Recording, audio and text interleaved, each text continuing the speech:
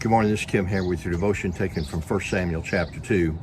It's come time now for Hannah to leave her son Samuel with the priest Eli and to walk away. This was the time that she had told the Lord that she would deliver on her end of the deal if God delivered unto her a child, that she had dedicated him unto the Lord and that he would serve the Lord all the days of his life. And so the time has come for that to happen. And you know, as you think about it, some people might be a little bit down in the dumps, or some people might want to try to renege on their promises to God or their commitment to God. And some people would become in a state of what's called today depression or down in the dumps. But in reality, we find that Hannah sets the supreme example that when you have full faith and confidence in God that he does what he says he's going to do, then you can have the attitude that Hannah had when she prayed unto the Lord. In 1 Samuel chapter 2, we see that her prayer starts off by saying that her heart rejoices in the Lord. Hannah was not focused on the fact that she would not see her son for another year and thereafter once a year for as long as she lived. But instead what she was focusing on was the fact that she could rejoice in the Lord because God had even given her the privilege to have this young man when it was expected that she would never have children.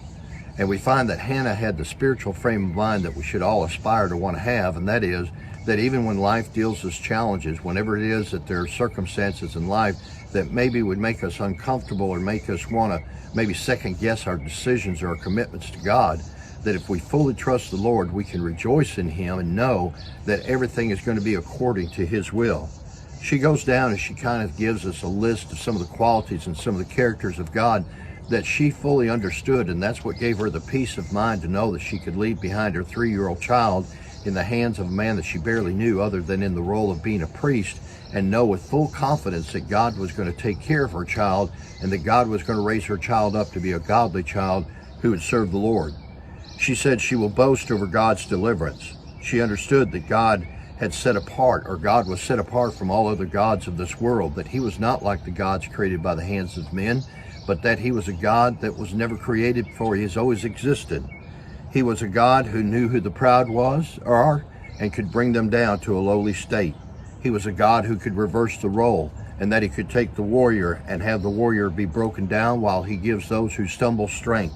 That he could give to those that have always been hungry the ability to feel full, but those that have always been full, the need to feel hungry and be put in a position to be hungry. That for the woman who's had multiple children that has to deal with the sorrows of watching her children drift away, for those who had never had children, that God would bless them and give them the experience like Hannah had had in having a child. That God was ultimately in control over life and death, over the poverty and over wealth, and over the poor and over the proud. That God ultimately was in control.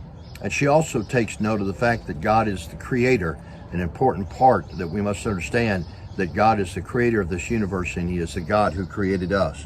And that God protects his own while he shatters those who oppose him, and that God allows kings to exist in their proper role, but also he can remove them.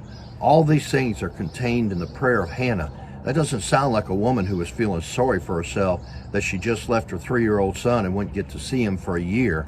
That doesn't sound like a woman who doesn't have full faith and confidence that God is going to meet each and every one of her needs, whether it be physically, emotionally, or spiritually. In fact, as time goes on, she has other children, boys and girls, and God blessed her on a multiple level.